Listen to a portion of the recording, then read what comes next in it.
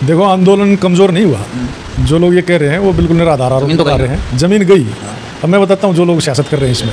हाँ, जब सेक्शन 4 हुआ जब वो कहाँ थे, सेक्शन 6 हुआ जब कहाँ थे, सेक्शन 17 हुआ जब कहाँ थे। जब एक काम पूरा तैयार हो गया और सरकार से उस लेवल पर बात चलेगी, सरकार सहमत हो गई कि भाई हम आपको ये दे रहे हैं और सहमति दे दी सबने, तब ये लोग कहने लगे नहीं अब तो इसको दूसरा रूप देगा, ज़मीन कोई नहीं देने का। अब ये गेम लग रहा है मेरे को भ्रष्टाचार का।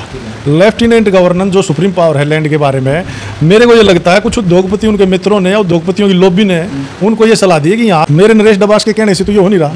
ये जो जिसने निर्णय लिया लेफ्टिनेंट गवर्नर ने दिल्ली के ने, उसके सोचने की चीज़ है ना कि ऐसी क्या जरूरत है, क्या इससे दिल्ली का रेवेन्यू इतना बढ़ जाएगा। दिल्ली है हमारा, वहाँ किसी को घोषणा नहीं देंगे। मैं तो सीधा कहता हूँ जो आएगा उसमें ट्रक को आग लगा देंगे। हम बीच की बात नहीं करते, मुकदमे फेस कर लें, कोई दिक्कत नहीं है।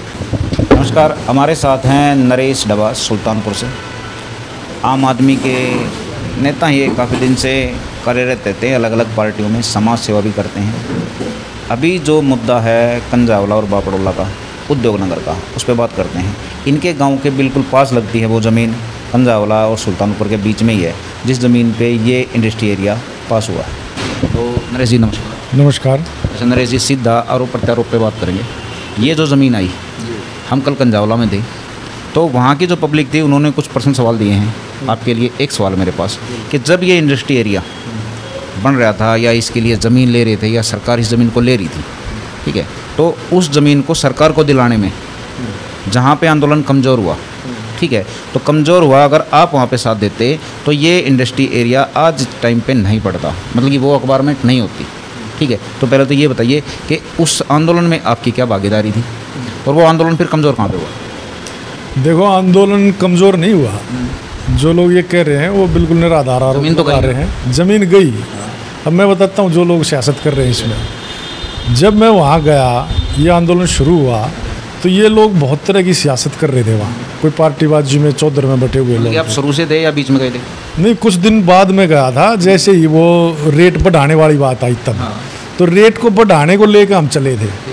रेट बढ़ाने को लेकर जब हम चले, और मैंने गांव-गांव घूम के 3-3, 4-4 घंटे शाम को 6-7 बजे नौजवानों की टोली लेकर निकलता था और आसपास के गांव की युवा शक्ति को जोड़ कर तब वहाँ आंदोलन शुरू किया था। और जो ये लोग मेरे ऊपर आरोप लगा रहे हैं ना, ये उस आंदोलन को मुद्दे से भटकाना चाह रहे हैं। आरोप तो नरेश जी बड़े आदमी को लगते हैं। नहीं, बड़े वाले बात नहीं है। मैं ये बता रहा हूँ कि कहानी वस्तु स्थिति क्या थी। हमने मुआवजे को बढ़ाने के लिए आंदोलन शुरू किया था और बीच में अग्निवेश जैसे कुछ लोग, मेधा पाटेकर और पता नहीं कौन कौन आने लगे। जब हमारी स्ट्रेंथ बन गई वहाँ, ये बात अलग है। वो कहने लगे कि अब इसको ना मुआवजा बढ़ाने के बजाय भूमि बचाओ आंदोलन बना लो। वो कुछ लेफ्ट के लोग थे और बड़ी बड़ी सियासतें आने लगी, राजनीतिक रंग देना चाह रहे थे। अगर वो लोग भूमि बचाने के समर्थक थे जिन्होंने मेरे बारे में आपसे कहा, जब सेक्शन 4 हुआ जब वो कहाँ थे, सेक्शन 6 हुआ जब कहाँ थे, सेक्शन 17 हुआ जब कहाँ थे। जब एक काम पूरा तैयार हो गया और सरकार से उस लेवल पर बात चलेगी, सरकार सहमत हो गई कि भाई हम आपको ये दे रहे हैं और सहमति दे दी सबने, तब ये लोग कहने लगे नहीं अब तो इसको दूसरा रूप देकर ज़मीन कोई नहीं देने का प्रोग्राम बना। अच्छा, जो फैक्ट्री एरिया, अभी हम फैक्ट्री एरिया ही कहेंगे, हम उद्योगनगर बोलते ही नहीं, ठीक है, क्योंकि फैक्ट्री एरिया, पॉल्यूशन, गंदगी, ये चीज़ आएंगी, बीमारियाँ। तो जो फैक्ट्री एरिया अभी आपके गांव के और कंजावला के बीच में लगेगा, जो इन्होंने बता दिया, तो पहले तो ये बताइए, आप as a public, as a आम जनता, सुल्तानपुर के आम निवासी हैं आप, तो आप ये बताइए पर्सनली इसका विरोध करते हैं या समर्थन करते हैं? देखो, मैं आपको स्पष्ट तौर पे बताना चाहता हूँ कि ये ज़मीन सरकार ने इंडस्ट्री के लिए ही एक्वायर की थी, DSIIDC के लिए, ठीक है, और यहाँ इंडस्ट्री लगानी थी। अब हालात चेंज हुए, बवाना में जितनी इंडस्ट्री प्लॉट सरकार ने दिए, उन प्लॉट वो पूरी डिमांड ही पूरी हो गई, वहाँ लोग आते नहीं थे फैक्ट्री लगाने। अब बाद में आके वहाँ फैक्ट्री प्लॉट के रेट बहुत ज़्यादा हो गए। अब सरकार ने इसको यहीं होल्ड करके रख लिया था ज़मीन को, और सरकार ने जब होल्ड करके रखा, अब फिर डिमांड बढ़ गई। अब इसमें क्या हुआ, अब ये गेम लग रहा है मेरे को भ्रष्टाचार का। लेफ्टिनेंट गवर्नर जो सुप्रीम पावर है लैंड के बारे में, मेरे को ये लगता है कुछ उद्योगपति उनके मित्रों ने, उद्योगपतियों की लॉबी ने उनको ये सलाह दी है कि यहाँ आप इसको इंडस्ट्री के लिए अलॉटमेंट कर दो और इसको फाइनल कर दो, ताकि हम लोग यहाँ ये बेशकीमती ज़मीन सस्ते रेट पर खरीद लें। एक सवाल और, मेरा सवाल और भी है। अभी जो आपका गाँव सुल्तानपुर है, मैं वहीं रखूँगा आपको। एक साइड में तो फैक्ट्री एरिया जाएगा और दूसरी साइड में खत्ता, तो आपका गाँव तो फंस गया बिल्कुल। तो वातावरण में गंदगी, बीमारियाँ, ये बहुत तरह, मतलब कि सिस्टम बिल्कुल चेंज हो जाएगा। अभी तो हरियाली का सिस्टम वहाँ पे, ठीक है, इस चीज़ को किस तरह देखते हो? भविष्य खराब होगा? भविष्य तो खराब होगा, लेकिन ये देखो ना, मेरे नरेश डबास के कहने से तो ये हो नहीं रहा।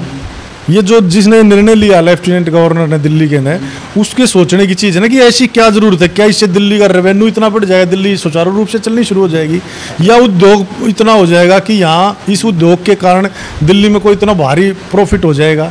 क्यों कर रहे हैं ये, किन को दे रहे हैं प्लॉट, क्यों देना चाहते हैं? आप गंदगी, आपने पूरा जो सवाल मेरे को बताया, इंडस्ट्री एरिया आ गया, नॉन प्लान एरिया, बवाना में इंडस्ट्री एरिया आया, उसको कनेक्टिविटी नहीं दी गई, इतने गांव भुगत रहे हैं।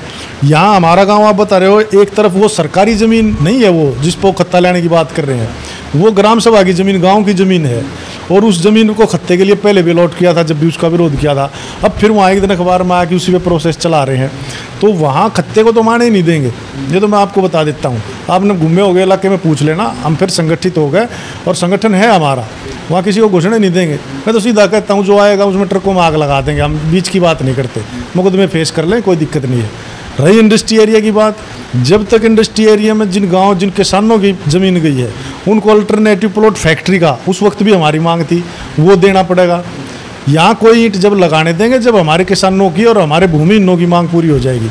इसमें जो भी रेडी पटड़ी, खोमचे या छोटी दुकानें होंगी, वे हमारे गाँव के धोबी को, मणियार को, इसको सोनार को, उनको दो, मजदूर को दो, जो वहाँ जिसकी पीढ़ियाँ खप गई, वहाँ मजदूरी करते करते, खेतों नड़ाते हुए, बोमते हुए, बामते हुए, जोतते हुए। एलजी साहब की बात करी आपने, तो एलजी साहब आपसे माजरा है लगभग 1 या 1.5 किलोमीटर दूर, फिर आगे कुतुबगढ़ एरिया शुरू होगा। तो माजरा से इन्होंने शुरू किया कि उन्होंने अभी 1000 पेड़ चंदन के दिए हैं, वहाँ पे बाग भी लगवाए हैं, काफ़ी हरियाली फैलाने के उसमें हों, उनका जो मास्टर प्लान है। तो सिर्फ ये 1.5 किलोमीटर के एरिया में, और आपकी तरफ गंदगी परोस दी, ये गंदगी ही परोस दी। अगर उनके सिस्टम से चलेंगे तो खत्ता होगा, फैक्ट्री एरिया होगा। तो सिर्फ 1.5 किलोमीटर में 2 तरह की पॉलिसी, इसको किस तरह देखते हो आप? मैं तो ये कहता हूँ कि जो ये पॉलिसी लेके आते हैं, ये इतने बेवकूफ़ लोग हैं, मेरी समझ से बाहर हैं। जहाँ यहाँ हम जहाँ के बासिंदे हैं, जो रहने वाले हैं, हमारे बारे में बिल्कुल कुछ नहीं सोचते। नई जो चीज़ लेके आती इनकी फ्लॉप हो गई है। 26-26 मीटर में लोगों को रहने को मजबूर करे, पूरा डीडीए खाली पड़ा हुआ है, नरेला द्वारका, इनके प्लॉट, इनके फ्लैट बिक नहीं रहे, ये और आगे वाली ज़मीन को अंगेज कर रहे हैं। जहाँ तक 1000 पेड़ बांटने की बात है और ग्रीनरी की बात है, जो दिल्ली देहात का किसान है वो ग्रीनरी अपने खेत में अपने आप कर लेगा। उसको लाख रुपए महीना दो, पूरी दिल्ली अपना शुद्ध ऑक्सीजन लो, लाख रुपए साल के दे दो उसको, 1 एकड़ के, वो पेड़ भी लगा होगा, उनको संभालेगा। अब शुद्ध हवा लो उसकी। जब आप एक किताब लिखते हो, उसको बेचते हो, उसकी रॉयल्टी जीवन भर खाते हो। हमारी ज़मीन है, दलाई है, उसमें हम जो आपको शुद्ध हवा चाहिए, ग्रीनरी चाहिए, हम पैदा करके देंगे ना, हमारे को पेमेंट दे दो उसकी, शुद्ध हवा लो आप। अभी कंजावला ज़मीन में दे रहे हैं ना, कंजावला गांव जो है, हाँ। क्योंकि ये मैटर शुरू कंजावला से हुआ है। कंजावला की ज़्यादा ज़मीन है, बापड़ोले की कम है। बापड़ोले की इतनी नहीं है, कंजावला की ज़्यादा है। ठीक है, तो हम मदर उसी को लगाएंगे, मदर बोर्ड जो होता है। तो कंजावला में हमने कल विज़िट किया, तो जो पुराने समाज सेवी थे या एक्टिव थे या आपके साथ उस आंदोलन में थे, हमारी उनसे सारे से बात हुई। ठीक है, तो उन्होंने या तो वो अब देहात की सोचना ही बंद कर रहे हैं, उनके पास सिर्फ एक ही जवाब है कि भाई कुछ नहीं हो सकता और तुम भी कुछ नहीं कर सकते। जब हमसे कुछ नहीं हुआ तो तुम भी कुछ नहीं कर सकते। या वो सिर्फ बीजेपी के ही गीत गाते हैं कि भाई बीजेपी ने जो कर दिया वो सही है, चाहे उसमें पहलवान आंदोलन हो, किसान आंदोलन हो, या जो ये हमारे देहात के साथ जो भी एलजी साहब कर रहे हैं। ठीक है, तो ये जो निराशाजनक है, कंजावला में युवा चुप बैठे हैं, इसको किस तरह लेते हो? क्योंकि कंजावला से बहुत से आंदोलन चले हुए। जो आप बता रहे हो ना, जिन लोगों की आप बता रहे हो, वे उस वक्त भी निराश होकर बैठे हुए थे। जब मैं वहाँ गया, वो उस टाइम भी थके हुए लोग थे, वो ना करने की स्थिति वाले लोग हैं, पहले हार मान चुके थे उस टाइम भी, जब मैं बता रहा हूँ। इसलिए वो मेरे साथ क्यों खड़ा हुआ इतना जन समाज, मैं जायज़ था। मैं जब वहाँ से उठ के आया, आंदोलन को मैंने मान लिया कि भाई अब हमारी मांगें पूरी हो गई, आगे नहीं चला रहा। वो लोग तो बाद में ही बैठे हुए थे, चला क्यों नहीं लिया, कर क्यों नहीं लिया? तीसरे दिन मांग बदल रहे हो आप। भारतीय जनता पार्टी से संबंधित वो लोग हैं। मैं उस वक्त कांग्रेस में था, मैं मंच पर खड़ा हुए कहता था मैं कांग्रेस से आया हूँ, लेकिन मेरी कमी बता दो। मैं कांग्रेस में होते हुए कांग्रेस के खिलाफ लड़ा, शीला दीक्षित के खिलाफ लड़ा, मेरी पार्टी छोड़ दी, छूट गई, कोई बात नहीं। लेकिन ये जो लोग हैं, ये मोदी परस्त, मोदी भगत या भाजपा भगत लोग हैं, चाहे वो एलजी को कुतुबगढ़ लेकर जा रहे हैं, निष्पक्ष बात करने वाले लोग नहीं हैं। मैंने कई मंचों से कहा है, वैसे इकट्ठे हो जाएंगे लेकिन निष्पक्ष बात नहीं करेंगे। जहाँ भाजपा का विरोध करने की बात होगी, अगले दिन पहुँचेंगे नहीं आंदोलन में। तो अब भी यही है, अगर कुछ वो कर सकते हैं तो नौजवानों को हम जोड़ कर हम ही आगे ला सकते हैं, जो पार्टियों से ऊपर बढ़ के ना समाज को महत्व देते हैं। अच्छा, आपसे आखिरी सवाल करूँगा मैं, और बिल्कुल पर्सनल सवाल है ये। सवाल क्या है कि हम कंजावला एरिया में कहीं भी कोई भी मुद्दा उठाते हैं तो घूम फिर के दूसरे या तीसरे दिन या पहले ही दिन आपका नाम जरूर आ जाता है उसमें किसी न किसी तरीके से। देहात हमारे लिए बदनाम है कि किसी भी अपने आदमी को बड़ाई तो कभी करता ही नहीं, बुराई से ही बात करते हैं। लेकिन आपकी चर्चा कहाँ से शुरू होती है, कहाँ पे ख़त्म होती है, वो चीज़ अलग है, लेकिन चर्चा ज़रूर होती है। इस चीज़ को किस तरह लेते हो आप? अब देखो, मैं ये जो बता रहा हूँ आपको, मैं उस वक्त 38 साल का था और सबसे युवा था, जितने खिलाड़ी थे ये। अभी तो 35-36 नहीं, वो उस वक्त मैं सबसे मतलब नादान था इनमें, जितने भी गांव के लोग थे। जब मेरे को वहाँ 2-3 महीने काम करते हुए हो गए, एक महापंचायत इन्होंने ही बुलाई सब लोगों ने, और उसमें मेरे को अध्यक्ष बनाया कि जो फैसला लेगा ये लेगा, हम जैसे ये कहेगा वैसे चलेंगे। और तब वो कामयाब आंदोलन हुआ। सब ये कहते हैं आंदोलन कामयाब हुआ बहुत ज़्यादा। ये लोग जो अलग हटके अलग लाइन पर चले, दूसरों की मानी, उन्होंने बाहर वालों को अपना नेता बनाने की कोशिश की।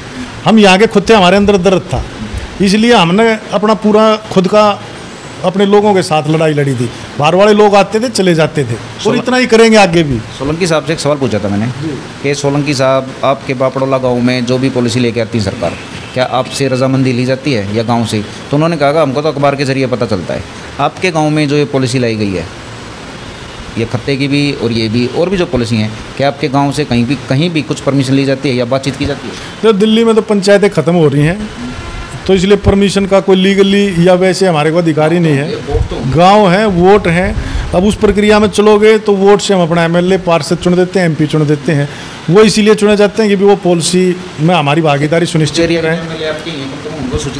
हर जगह हमारे यहाँ जनता का ही एमएलए होता है। उन्होंने बताया कि पॉलिसी आई है। अब मेरी बात नहीं हुई उनसे इस बारे में। पॉलिसी का तो अखबार से पता लगा। पॉलिसी तो ये पहले से थी, इसको अब इंडस्ट्री के लिए ऑथराइज कर दिया। नहीं, खत्ते के लिए तो ग्राम सभा की ज़मीन थी। एलजी ने जो अब ये किया है, ये तो इंडस्ट्री DSIDC का किया है। जो खत्ते का मैटर है वो ग्राम सभा की लैंड है। वो 2016 में उसका वो तन्वी गर्ग ने पट्टा किया था। पट्टा भी ख़त्म हो जाता है, 2 साल यूज नहीं होते। अब हम क्या करेंगे? अब देखो क्या है, लिख के भी देंगे सरकार को और ग्राउंड पे विरोध करेंगे वहाँ। जैसे रानी खेड़ा में हमने सीधा बोल दिया था, बिल्कुल करेंगे। वहाँ तो पूरा देहात खड़ा है। धन्यवाद आपका। नरेश जी थे हमारे साथ, इन्होंने जो जवाबदारी थी वो शायद अपनी पूरी कर ली है। बात आगे करेंगे। नमस्कार।